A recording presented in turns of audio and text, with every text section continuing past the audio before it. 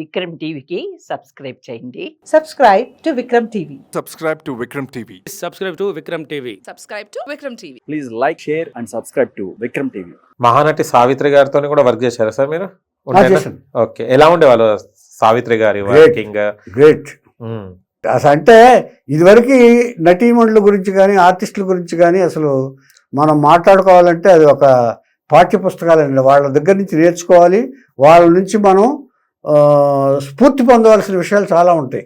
వాళ్ళ మనస్తత్వం ప్రకారం ఎదట వాళ్ళతో పలకరించే మర్యాద. ఓకే, ఏమండి వాళ్ళు పని వాళ్ళని ఎలా చూస్తారు, పక్క వాళ్ళతో ఎలా మాట్లాడతారు, ఎంత మర్యాద ఇస్తారు, ఎంత సంస్కారంగా ఉంటారు అనేది ఇవన్నీ నేర్చుకోవాల్సిన విషయాలు పాత నటీమణుల దగ్గర నుంచి. మనం అంటే ఎవరో ఒకళ్ళు ఇద్దరు ఉంటారు తప్ప అది లేరని అన్న నేను. అహంభావం ప్రదర్శించేవాళ్ళు, వీళ్ళు అలా ఉండేవాళ్ళు కాదండి. కానీ సావిత్రి గారు వెండి పళ్ళాలలో టీ కూడా గ్లాసెస్ కూడా సిల్వర్ లోనే తాగేవారు, చాలా ఖరీదుగా ఉండేవారు, మంచిగా లగ్జరీగా ఉండేవారు కదా. ఒకటేసారి డౌన్ ఫాల్ ఎందుకు అవుతారు సార్? అంటే చాలా ఇన్ని కోట్లు ఇన్ని సంపాదించిన తర్వాత అంతే. ఇప్పుడు ఒకటి చెప్పనండి, ఎవరో ఎంత మంచి గుణాలు ఉన్నా కూడా ఏదో ఒక ఇది ఉంటుంది. అవును, వీక్నెస్. ఆ వీక్నెస్ తోటి ఆవిడ పోగొట్టుకుంది. ఆవిడ కూడా సినిమాలు తీసే పోగొట్టుకుంది. ప్రాప్తం అనే మోగ మనసులు తమిళ్లో తీశారు ఆవిడ, ఇంకో సినిమా తీశారు, 2 అటర్ ఫ్లాప్. ఓకే, జమినీ గణేష్ గారి జర్నీ ఎలా ఉండేది చూసారా మీరు?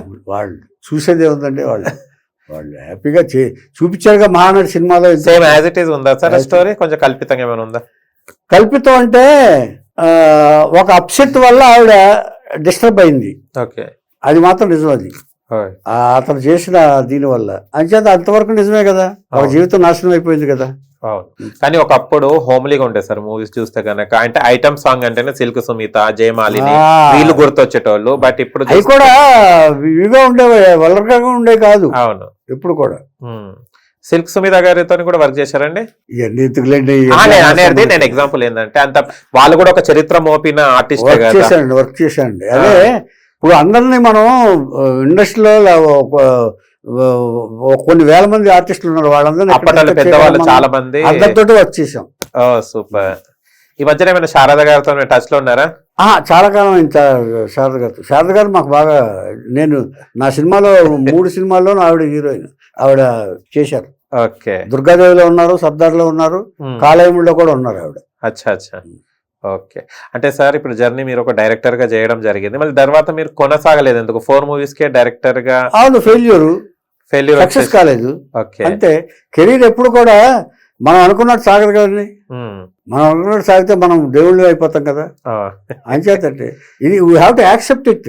ఓకే, అంచేతంటే మనం సక్సెస్ కాలేదు అంటే దాని ప్రకారం గౌరవాలు ఉంటాయి ఇక్కడ ఇండస్ట్రీలో.